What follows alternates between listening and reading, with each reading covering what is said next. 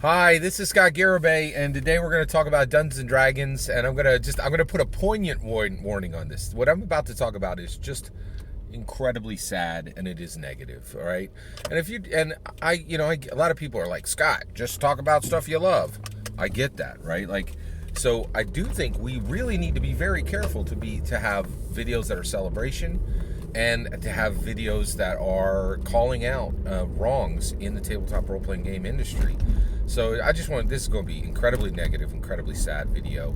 If you got a good step in your pep today and you roll in on rainbows and sunshines and unicorns, do not proceed further, because this is one of the darkest edges of the tabletop role-playing game that we're even going to talk about. So let's get into this. So I stand against the OSR. I stand against the OSR, and I've done it for a decade. And I think the OSR is damaging to the tabletop role-playing game community and massively damaging to Dungeons and Dragons at the macro level. There are certainly exceptions. The greatest exception we've ever seen is the new king of the OSR, which is Kelsey Dion, and she rejects all the principles of the OSR that I really dislike, right? I want to correct something. People are like, Scott, you hate the OSR. Absolutely not. I would love to tell you I love the OSR, and the reality is I do think it's fair to say that I love the people in the OSR, and I do not hate the OSR. I would love to say I love the OSR. I don't love the OSR. I love the people in the OSR. And what I really do is I don't hate the OSR. I don't love the OSR. I lament the OSR. And I stand against it because I think it is an abyss that huge resources that Dungeons and Dragons needs has fallen into, right? And I want to get them out. And there was even a period where I tried to get them out, and I got whiplash told, you will never change the OSR without a cost that you are unwilling to pay. And they were right. I was unwilling to pay the cost to change the OSR. And I took down multiple videos and was like, I can't do this, because they're willing to attack me at a level that I cannot endure, right? And so so I've been here a long time talking about the OSR. And so when I say the OSR is damaging to the tabletop role-playing community and is damaging to Dungeons & Dragons at the macro level, and people are like, it's a boogeyman. What you say is false, Scott. That's not true. And we saw a powerful echo of this at the industry level, not just talking to me, but everybody going, oh, Hasbro, you're changing the OSR to protect it against hateful speech that people would put D&D products into the OGL. What a boogeyman. That's not real. There's no dangerous speech and harmful speech and hateful speech in the OGL. That's a boogeyman, right? I'm sorry to do this, but I need to, because I am trying to stop revisionism. That's what's happening today. There is a virtual battle for the truth about the history of Dungeons and Dragons, and the OSR is part of the history of Dungeons and Dragons. It's not part of Dungeons and Dragons, but the OSR is so dedicated to the fall of Dungeons and Dragons that it becomes part of Dungeons and Dragons history, and you really can't talk about Dungeons and Dragons without talking about its greatest nemesis, in my humble opinion, the OSR, who quite literally, in my opinion, just shut down a multi-billion-dollar franchise and were 100% successful in, for years, laughing at and telling everybody, don't take that D&D movie seriously, don't go see it, it's nothing. 9 days before the movie dropped, Ginny D dropped a video saying, hey everybody, it's 9 days before the movie, before D&D Honor Among Thieves, lots of people of color, lots of LGBTQ people, I want to remind you right now that D&D movie sucks, right now. 9 months before. History is history, and I don't want it to just go up in smoke and all this revisionism come out.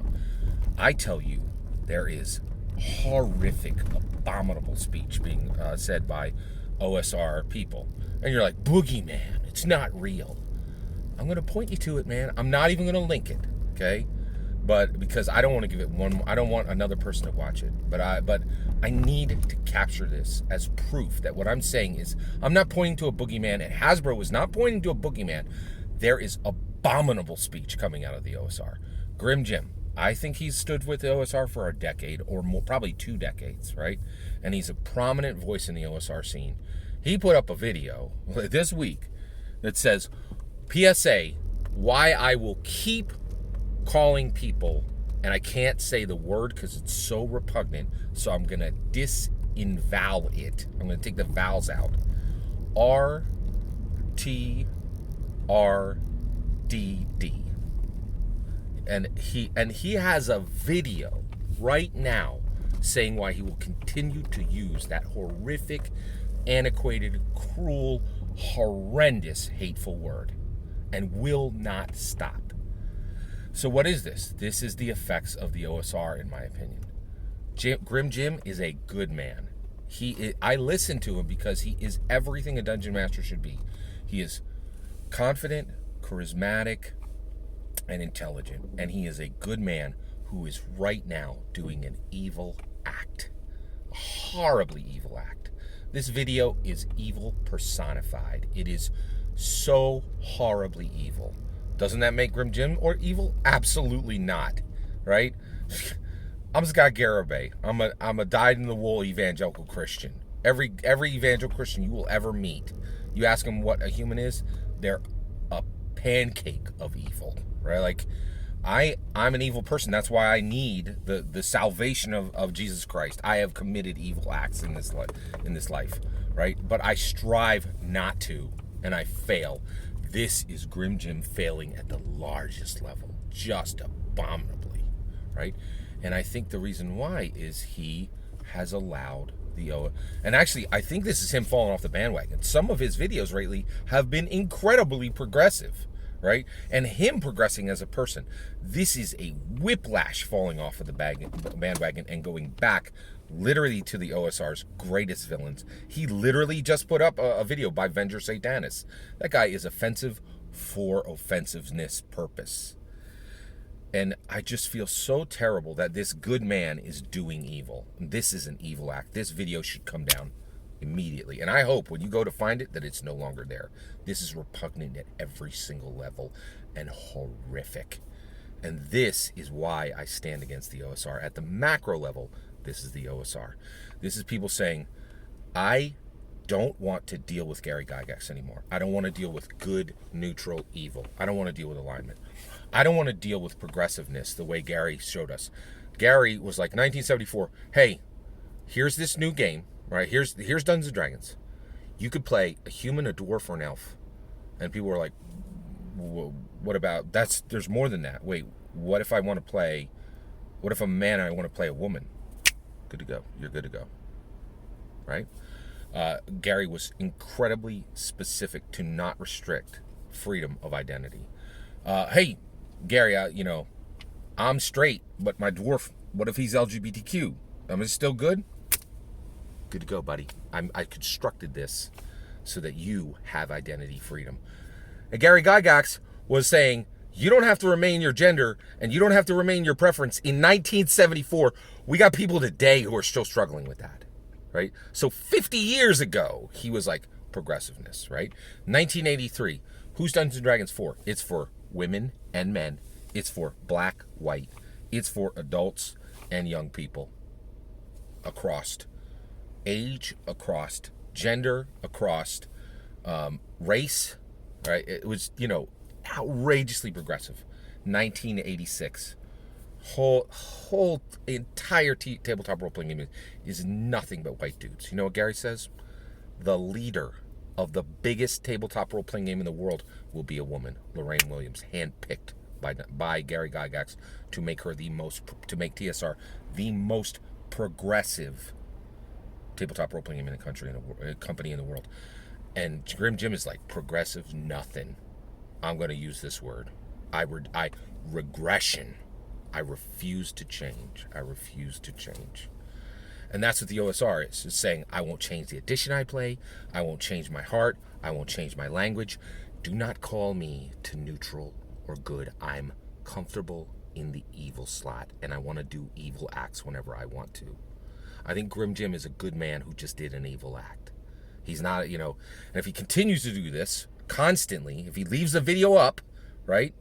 Yeah, let's have the discussion on with whether he transitions to be an evil man. Right now, I think he's a good man who did an evil act. And guess what?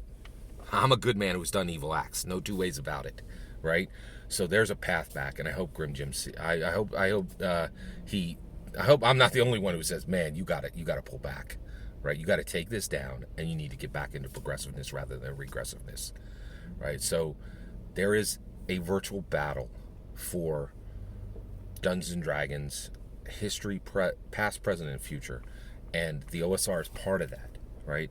And I want this incredible amount of what I lament about the OSR is they have the dungeon masters who are the best in the world and have the best, who have the best ability to do incredible things with identity, incredible things with narrative, incredible things with language. And I need them, before they literally die in about 5 years, to get over and teach the young dungeon masters.